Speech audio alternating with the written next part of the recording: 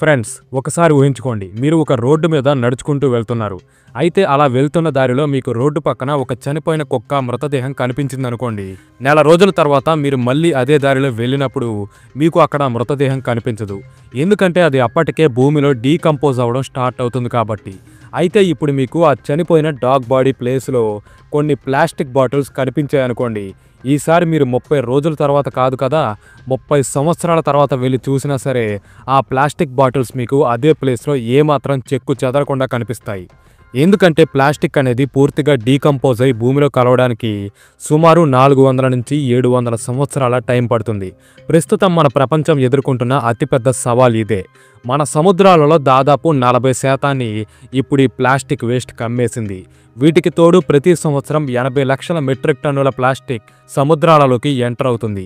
పరిస్థితుల్ని ఇలాగే వదిలేస్తే 2050 నాటికి మన సముద్రాలలో చేపల కన్నా కూడా ఈ ప్లాస్టిక్కే ఎక్కువగా ఉంటుందని శాస్త్రవేత్తలు చెప్తున్నారు. ఇది మొత్తం మెరీన్ లైఫ్ని నాశనం చేసి కోట్లల్లో సముద్ర జీవుల చావుకు కారణమవుతుంది. అయితే సముద్రాలను మించిన ప్లాస్టిక్ వేస్ట్ మన భూమి మీద డంప్ యార్డ్స్లో పెద్ద మొత్తంలో ఉంటుంది.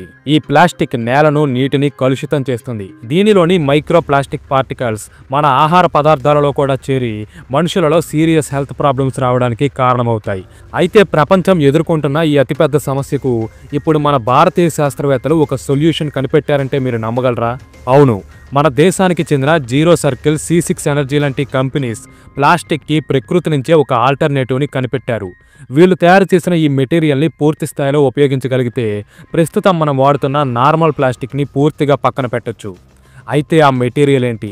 మామూలు ప్లాస్టిక్తో పోలిస్తే ఇది ఎందుకు బెటర్? ముఖ్యంగా ప్రపంచాన్ని పూర్తిగా మార్చేయగలిగే అద్భుతాన్ని మన శాస్త్రవేత్తలు ఎలా సాధించారు? దీని గురించే ఈ వీడియోలో తెలుసుకుందాం. సో వీడియోని ఎక్కడా స్కిప్ చేయకుండా చివరి వరకు చూడండి. అలాగే ఈ వీడియో రీచ్ పెరిగి మరికొంతమందికి చేరడానికి తప్పకుండా వీడియోని లైక్ చేయండి. మన ఛానల్కి సబ్స్క్రైబ్ అవ్వండి. ప్రస్తుతం మనం యూజ్ చేస్తున్న ట్రెడిషనల్ ప్లాస్టిక్, అవి క్యారీ బ్యాగ్స్ అయినా, వాటర్ బాటిల్స్ అయినా, ఫుడ్ కంటైనర్స్ అయినా, ఇలా ఏ రకమైన ప్లాస్టిక్ అయినా సరే అవి సహజ పద్ధతిలో భూమిలో కలవడానికి 400 నుంచి 700 సంవత్సరాల లాంగ్ టైం పడుతుంది. కానీ మన భారతీయ శాస్త్రవేత్తలు తయారు చేసిన ఈ సరికొత్త ప్లాస్టిక్ మెటీరియల్ కేవలం 4 నుంచి 12 వారాల్లోనే భూమిలో డీకంపోజ్ అవుతుంది. మనం ఇప్పుడు వాడుతున్న ప్లాస్టిక్తో పోలిస్తే ఇది ఎంత త్వరగా డీకంపోజ్ అవుతుందో ఆలోచించండి. ప్రస్తుతం మనం వాడుతున్న నార్మల్ ప్లాస్టిక్ అనేది నీటిలో డిజాల్వ్ అవ్వదు, అంటే నీటిలో కరగదు. అవి ఎప్పటికీ సముద్రంపై తేలియాడుతూ ఎటోగట్టు కొట్టుకుపోతాయి. కానీ మన శాస్త్రవేత్తలు తయారు చేసిన ఈ కొత్త ప్లాస్టిక్ కేవలం 2 నుంచి 4 గంటల్లోనే నీటిలో డిజాల్వ్ అయిపోతుంది.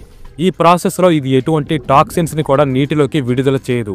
అలాగే ఇది ఎంత సేఫ్ మరియు ఎడిబుల్ అంటే ఈ ప్లాస్టిక్ని మీరు నేరుగా తినవచ్చు కూడా. ఇప్పుడు మీకు ఖచ్చితంగా ఒక డౌట్ వస్తుంది, అసలు ఈ ప్లాస్టిక్ని మన శాస్త్రవేత్తలు ఏ మెటీరియల్తో తయారు చేస్తారని. దాని గురించే ఇప్పుడు మాట్లాడుకుందాం.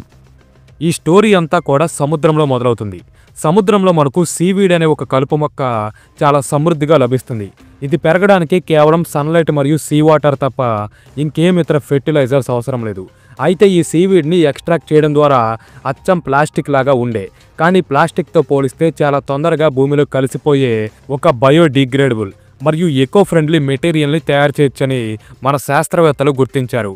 మన భారతదేశానికి 7500 కిలోమీటర్ల సువిశాల కోస్ట్ లైన్ ఉండడంతో ఈ సీవీడ్ని చాలా సులభంగా మరియు పెద్ద మొత్తంలో పండించవచ్చు. అందుకే C6 ఎనర్జీ, జీరో సర్కిల్ లాంటి ఇండియన్ కంపెనీస్ తమిళనాడు, గుజరాత్ లాంటి కోస్టల్ ఏరియాస్లో లోకల్స్ చేత ఈ సీవీడ్ ఫార్మింగ్ని చేపిస్తున్నాయి. వీళ్ళు వెదురు రాఫ్ట్లపైన సీవీడ్ మొలకల్ని కట్టి సముద్రంలోకి వదులుతారు. 45 రోజులు గడిచేసరికి ఒక్కో రాఫ్ట్ పైన సుమారు 250 కేజీల సీవీడ్ పెరుగుతుంది. ముందే చెప్పుకున్నట్టుగా ఇవి పెరగడానికి సన్లైట్ మరియు సీ వాటర్ తప్ప ఇంకే ఇతర పదార్థాలు అవసరం లేదు. తర్వాత ఆ రాఫ్ట్లను ఒడ్డుకు తీసుకొచ్చి సీవీడ్ని సపరేట్ చేస్తారు. అలా సపరేట్ చేసిన సీవీడ్ పూర్తిగా డ్రై అయిన తర్వాత వాటిని ప్లాస్టిక్గా మార్చడం కోసం జీరో సర్కిల్, C6 ఎనర్జీ కంపెనీస్కి పంపుతారు. తర్వాతి ప్రాసెస్ అంతా కూడా ఒక హైటెక్ ల్యాబ్లో జరుగుతుంది. ఇక్కడ శాస్త్రవేత్తలు ఈ సీవీడ్ రా మెటీరియల్ని ఎక్స్ట్రాక్ట్ చేసి ఒక పౌడర్ లాగా మారుస్తారు. తర్వాత ఆ పౌడర్ని ఒక రియాక్టర్లోకి పంపుతారు. రియాక్టర్ లోపల ఈ పౌడర్ వేడెక్కుతుంది. ఈ సీవీడ్ లోపల ఉండే కార్బోహైడ్రేట్స్ అనేవి దీన్ని ప్లాస్టిక్ లాంటి మెటీరియల్గా మార్చడంలో కీ రోల్ ప్లే చేస్తాయి. తర్వాత ఈ పౌడర్కి మరికొన్ని సాల్వెంట్స్ అంటే ద్రావకాలను యాడ్ చేసిన తర్వాత ఈ పౌడర్ ఒక థిక్ జెల్ రూపంలోకి మారుతుంది. తర్వాత ఈ జెల్ని రోటరీ ఎవాపరేటర్ అనే మరో హైటెక్ మెషిన్లోకి పంపుతారు. ఈ మెషిన్ ఈ ద్రావణం నుంచి అన్ని రకాల కెమికల్స్ని రిమూవ్ చేసి ఒక స్వచ్ఛమైన ఫ్రీ ఫ్లోయింగ్ జెల్ని బయటకు పంపిస్తుంది. తర్వాత ఆ జెల్ని ఒక ఫ్రేమ్ మీద ఈవెన్గా స్ప్రెడ్ చేస్తారు. 10 నిమిషాలు గడిచేసరికి ఈ జెల్ ఒక బలమైన ఫ్లెక్సిబుల్ మెటీరియల్గా మారుతుంది.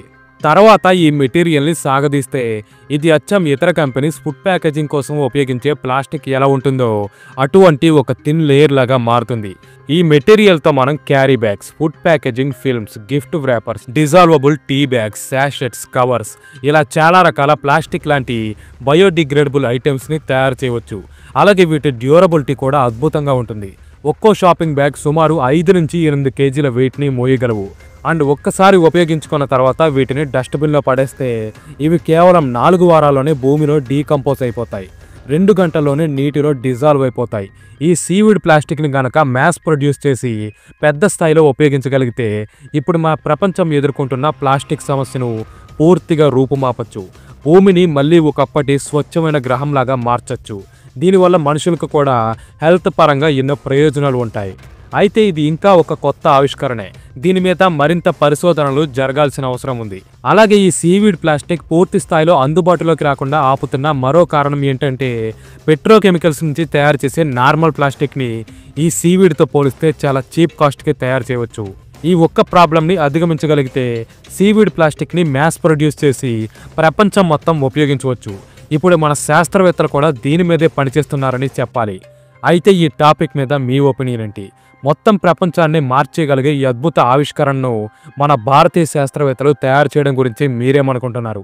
ఖచ్చితంగా మీ అభిప్రాయాన్ని కామెంట్ చేయండి. అలాగే వీడియో నచ్చితే మన ఛానల్ను సబ్స్క్రైబ్ చేసి పెట్టుకోండి. Thanks for watching. జై హింద్.